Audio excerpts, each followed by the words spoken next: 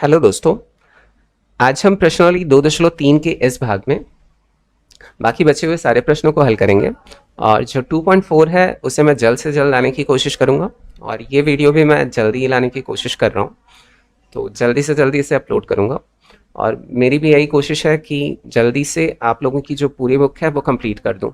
ठीक है, तो चलिए 17th वाला क्वेश्चन देखते हैं। यदि x-2 बहुपद 8x³ plus 4x² minus 3x plus k का गुणनखंड है तब k का मान ज्ञात कीजिए। तो सिंपल क्वेश्चन है। यहाँ सबसे पहले हम इस बहुपद को मान लेते हैं gx इज इक्वल टू, इससे आसानी होगी हमें मान रखने में, तो gx या px या fx कुछ भी मान लीजिए। तो 8x³ gx is equal to 8x³ plus 4x² minus 3x plus k, ये मान लिया। और क्या दिया है, x-2 बहुपद का गुणनखंड है,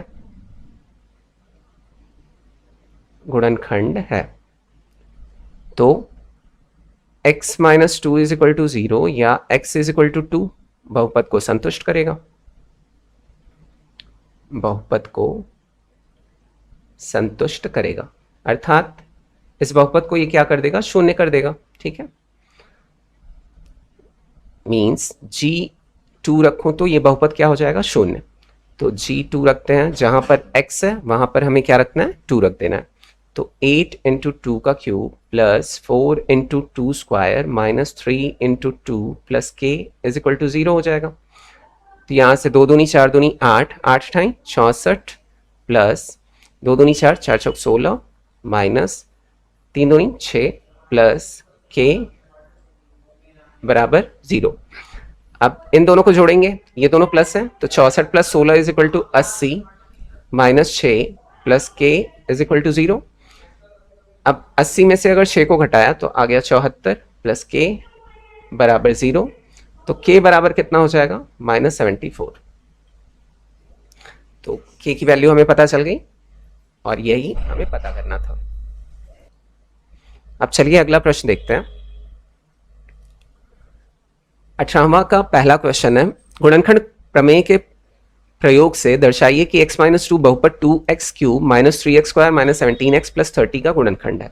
अर्थात x बराबर 2 इस बहुपद में मैं रख दूं तो ये बहुपद शून्य हो जाना चाहिए, तब क्या कहलाएगा, ये एक गुणनखंड कहलाएगा इसका। ठीक है, तो यही हमें काम करना है, जैसा प्रीवियस क्वेश्चन था सेम वैसा ही ये भी है। तो हल करते हैं,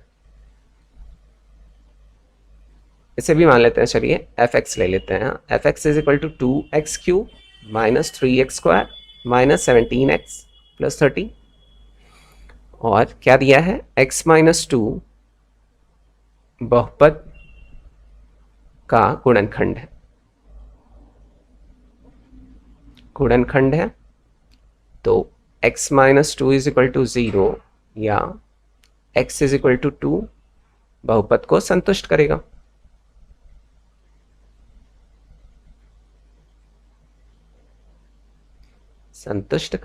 अर्थात ये बहुपद क्या हो जाएगा, शून्य हो जाएगा। अगर f2 रखो तो क्या हो जाएगा, शून्य। तो f2 मीन्स x की जगह में क्या रख देना है, 2 रख देना है। तो 2 इंटू 2 का क्यूब माइनस 3 इंटू 2 का square minus 17 into 2 plus 30 is equal to 0। तो यहाँ 2 दूनी 4 दूनी 8 दूनी 16 माइनस 2 दूनी 4 तिहाई 12 माइनस 17 दूना 34 प्लस 30 बराबर 0। अब यहाँ जो प्लस है उसे जोड़ लेते हैं, यहाँ 30 है और यहाँ 16 है, ये दोनों जुड़ जाएंगे प्लस प्लस में, तो ये 46 हो जाएगा। और यहाँ माइनस माइनस है तो ये भी जुड़ेगा तो 46 ही हो जाएगा, बराबर 0। तो इधर बराबर 0, तो 0 बराबर 0 ही आ रहा है, अर्थात ये 0 हो जा रहा है। तो ये क्या है, x-2 जो है वो इस बहुपद का गुणनखंड है, अर्थात हम लिख देंगे कि हाँ बहुपद का गुणनखंड है। यही बस आंसर भी दिया है। ठीक है, तो चलिए अब नेक्स्ट वाले क्वेश्चन में मैं इतना सब कुछ नहीं लिखूंगा, डायरेक्ट सॉल्व करूंगा, आप लोग समझ जाएंगे। तो सेकंड वाला क्वेश्चन, गुणनखंड प्रमेय के प्रयोग से दर्शाइए कि x-1 बहुपद 4x³ plus 3x² minus 4x minus 3 का गुणनखंड है। तो इसे भी हल वैसे ही करेंगे हम। तो यहाँ x बराबर 1 रखेंगे इस बहुपद में, और इसे मान लेते हैं कुछ, चलिए यहाँ पी एक्स मान लेता हूँ, तो पी एक्स बराबर 4x³ plus 3x² minus 4x minus 3। अब p अगर 1 रखूँ मैं तो ये क्या हो जाना चाहिए, शून्य हो जाना चाहिए, अर्थात p1 is equal to 4 into 1³ plus 3 into 1² minus 4 into 1 minus 3 is equal to 0। अगर शून्य नहीं हो रहा है तो ये x माइनस 1 जो है वो इसका गुणनखंड नहीं होगा। ठीक है, देखते हैं होता है कि नहीं। तो यहाँ एक का अगर क्यूब किया तो एक ही आएगा, और एक का गुणा अगर 4 में किया तो 4, प्लस एक का स्क्वायर एक ही, और एक का गुणा अगर 3 में हुआ तो 3, minus 4 minus 3 is equal to 0।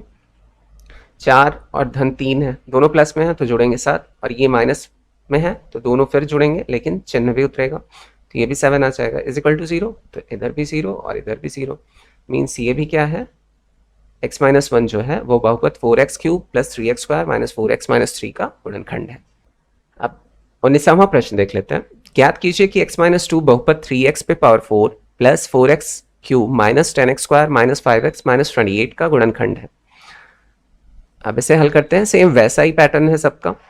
तो यहाँ चलिए इसे मान लेते हैं fx is equal to 3x पे power 4 plus 4x³ minus 10x² minus 5x minus 28। ठीक, अब कह रहा है कि यहाँ तो हमें ज्ञात करना है ना, तो मान लेते हैं कि x माइनस 2 बहुपद का गुणनखंड है, मानेंगे तभी तो सॉल्व कर पाएंगे। अभी हमें पता नहीं है कि है कि नहीं है ना, इसलिए x बराबर 2 बहुपद को संतुष्ट करेगा, बहुपद को संतुष्ट करेगा। ठीक है, तो f2 बराबर कितना हो जाना चाहिए, शून्य हो जाना चाहिए। तो f2 यहाँ x जहां पर है वहां 2 रख देना है, तो 3 मल्टीप्लाई बाय 2 पे पावर 4 प्लस 4 मल्टीप्लाई 2 पे पावर 3 माइनस 10 मल्टीप्लाई बाय 2 पे power 2 minus 5 into 2 minus 28 is equal to 0 हो जाना चाहिए। देखते हैं होता है कि नहीं। 2 दूनी 4 दूनी 8 दूनी 16, 16 तिरिक 48 प्लस 2 दूनी 4 दूनी 8, 8 चौक 32 माइनस 2 दूनी 4 और 4 दहा में 40 माइनस 5 दूनी 10 माइनस 28 बराबर 0। अब यहाँ प्लस वाले 2 ही हैं, इन दोनों को जोड़ेंगे तो कितना आ जाएगा 80, और ये माइनस वाले 3 हैं तो तीनों भी जोड़ेंगे, इन तीनों को जोड़ने पे आ जाएगा माइनस 78 बराबर 0। अब यहाँ घटाने पे कितना आ रहा है 2, जो कि बराबर नहीं है किसके, शून्य के, है ना, शून्य आना चाहिए था। तो इसलिए ये क्या है, x माइनस 2 जो है वो इस बहुपद का क्या, गुणनखंड नहीं है, तो लिख देंगे नहीं। ये हो गया उत्तर। चलिए अब अगला प्रश्न देखते हैं। दर्शाइए कि x प्लस 5 बहुपद fx is equal to x पे cube plus x² plus 3x plus 115 का गुणनखंड है। तो सेम वैसे ये भी हल होगा। यहाँ हम ले लेते हैं पहले x प्लस 5 बहुपद का गुणनखंड है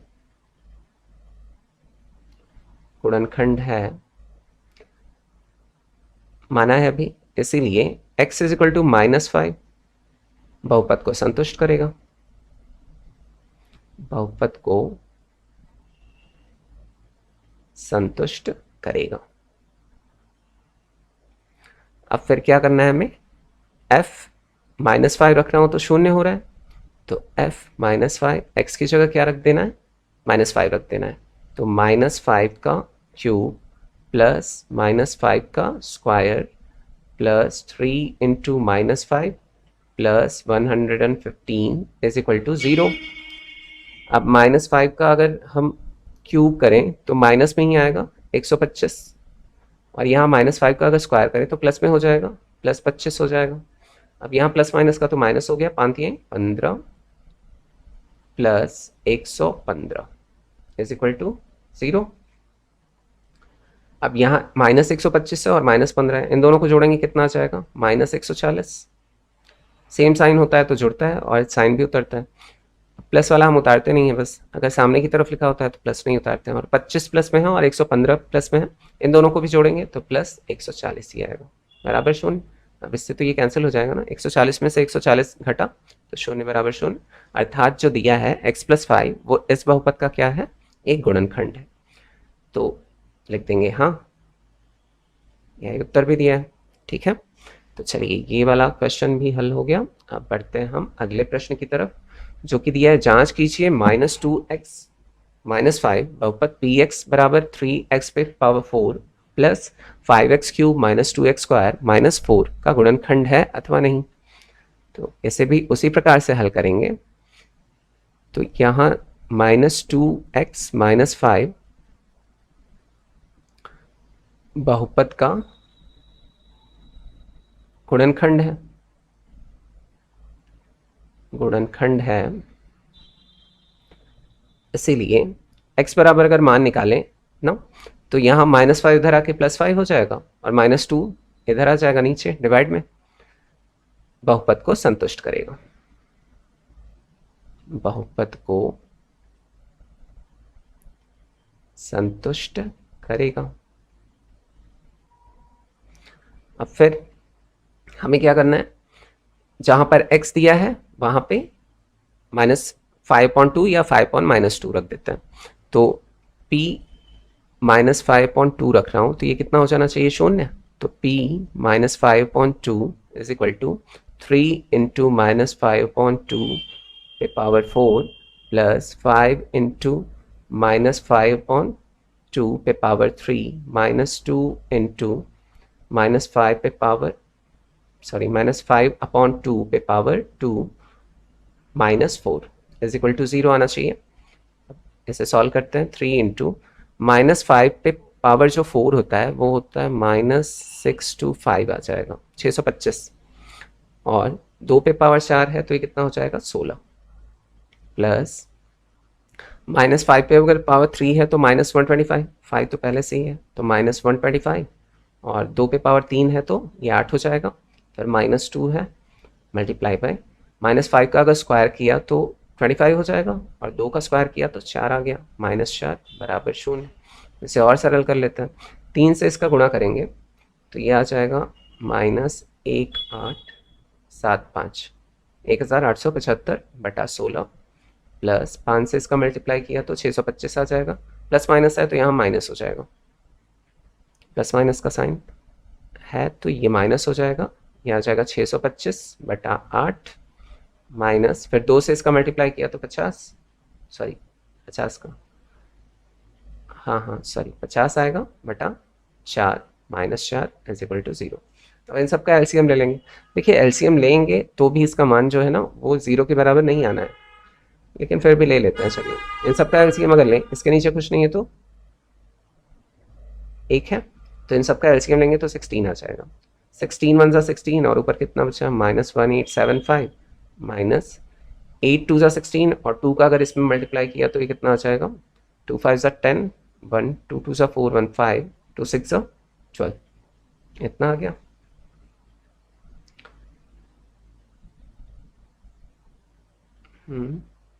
और फिर -4 4 = 16 और 4 5 = 20, 200 माइनस 16 1 = 16 और 1 16 = 16 और 16 4 = 64 इज इक्वल टू 0। अब सब माइनस में है, सब जुड़ जाएंगे, तो किसी भी प्रकार से ये इक्वल नहीं आ सकता है ना, जोड़ के चाहे करिए चाहे जैसे करिए तो इक्वल तो आना नहीं है, तो इसलिए क्या हो जाएगा, -2x - 5 जो है वो बहुपद px बराबर इस बहुपद का गुणनखंड नहीं है, तो लिख देंगे सीधे नहीं।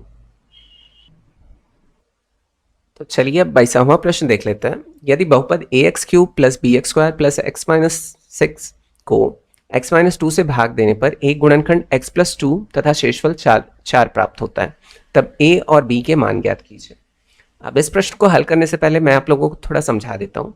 यहाँ क्या कह रहा है प्रश्न में, x - 2 को यदि हम ax³ + bx² + x - 6 से भाग देता हूँ, तो इससे भाग देने पर हमें यहाँ क्या प्राप्त होता था, एक द्विघात बहुपद प्राप्त होता था, और उसको अगर हम सॉल्व करते थे तो एक 2 गुणनखंड और प्राप्त हो जाते थे। तो उसी में से एक गुणनखंड क्या प्राप्त हुआ है, x+2 ना, अर्थात कहने का मतलब कि x बराबर -2 अगर इस बहुपद में मैं रख दूं तो वो क्या हमें शेषफल क्या मिलेगा, शून्य।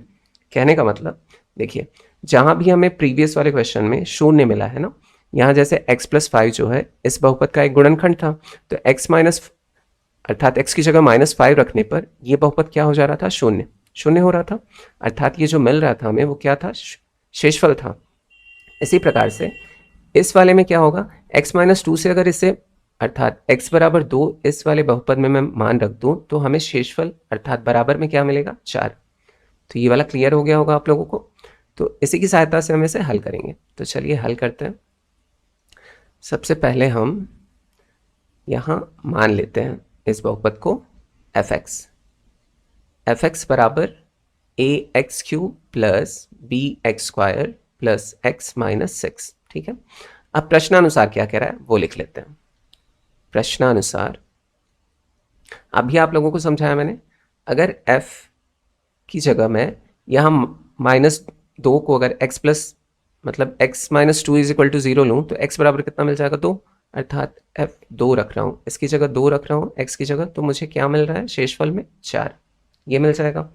और एक बार अगर यहाँ ये तो गुणनखंड है तो ये x बराबर कितना मिलेगा, -2, अर्थात -2 रख रहा हूँ तो शेषफल क्या मिल रहा है, 0। अब इन्हीं की सहायता से हम 2 समीकरण बनाएंगे और प्रश्न को हल कर लेंगे। तो एक बार हमें क्या रखना है, f2 रखना है, तो f2 इज इक्वल टू, अब इस बहुपद में हम रख देते हैं a इंटू 2 का cube plus b into 2 square plus x, sorry x नहीं है 2 ही रखना है, हाँ, तो 2 माइनस 6 इज इक्वल टू कितना मिल रहा है हमें, शेषफल 4। तो 4 रख दिया, तो 2 2 ज़ा 4 2 ज़ा 8a प्लस 2 2 ज़ा 4b, इन दोनों को घटाएंगे तो कितना आ जाएगा, -4 आएगा, इज इक्वल टू 4। अब फिर 8a plus 4b is equal to, ये -4 इधर जाके जुड़ जाएगा, +4, तो 4 + 4 इज इक्वल टू 8। अब यहाँ से कॉमन क्या दिख रहा है, 4, तो 4 कॉमन ले लेते हैं, थोड़ा छोटा कर लेते हैं इसे, तो यहाँ से हो जाएगा 2a बचेगा, 4 दूनी 8, और यहाँ से 4 तो पूरा निकल गया तो b बच जाएगा इज इक्वल टू 8। इससे इसे कैंसिल कर देते हैं, 2 टाइम्स आएगा, तो 2a plus b is equal to कितना मिला, 2। इसे बना लेते हैं समीकरण नंबर 1। ठीक है, अब एक बार क्या करना है, हमें f-2 रखना है। तो चलिए इसी पेज पे कर लेते हैं जिससे कि आप लोगों को अच्छे से समझ में आ जाए। तो f-2 is equal to a into -2 का क्यूब प्लस b इंटू -2 का स्क्वायर प्लस ब्रैकेट में रख लेते हैं -2 -6। अब यहाँ से ये क्या हो जाएगा, शून्य हो जाएगा, है ना, शेषफल शून्य मिलेगा हमें। अब फिर इज इक्वल टू 2 2 ज़ा 4 2 ज़ा 8, तो -8a आएगा यहाँ पे, क्योंकि घात जो है वो क्या है, विषम संख्या है, इसलिए माइनस बना रहेगा। अब यहाँ 2 2 ज़ा 4 और प्लस में आएगा, तो प्लस यहाँ रहेगा ही रहेगा और 4b हो जाएगा, प्लस माइनस का -2 और -6 इज इक्वल टू 0। तो यहाँ -8a plus 4b is equal to -2 और -6 जुड़ के -8 होगा, और -8 को इधर लाएंगे तो +8 हो जाएगा, यही होगा। यहाँ से भी कॉमन ले लेते हैं हम 4 को, यहाँ क्या बच जाएगा, -2a और प्लस 4 तो निकल गया, तो b इज इक्वल टू 8, 4 2 ज़ा 8, ये भी कट गया, तो -2a plus b is equal to 2 मिल गया। इसे बना लेते हैं हम समीकरण नंबर 2। ठीक है, अब फिर क्या करना है हमें, सिंपली समीकरण 1 धन समीकरण 2 कर देना है, क्योंकि यहाँ -2a है और यहाँ +2a है, तो कैंसिल हो जाएगा, तो यही कर लेते हैं। समीकरण 1 धन समीकरण 2 करने पर तो देखते हैं क्या प्राप्त होता है। तो समीकरण 1 है 2a plus b is equal to 2, और यहाँ है -2a plus b is equal to 2।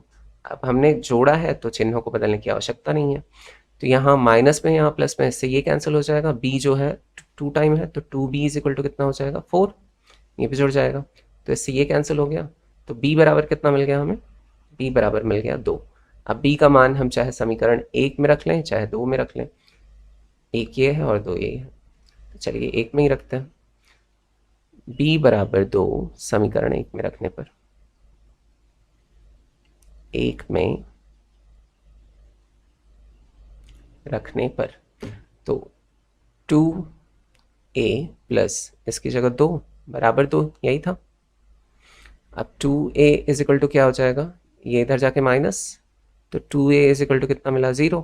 तो a इज इक्वल टू कितना आ जाएगा, किसी भी संख्या से अगर 0 को डिवाइड करता है तो क्या आ जाता है आंसर, 0। तो a बराबर कितना मिल गया, 0, और b बराबर कितना मिला था हमें, 2।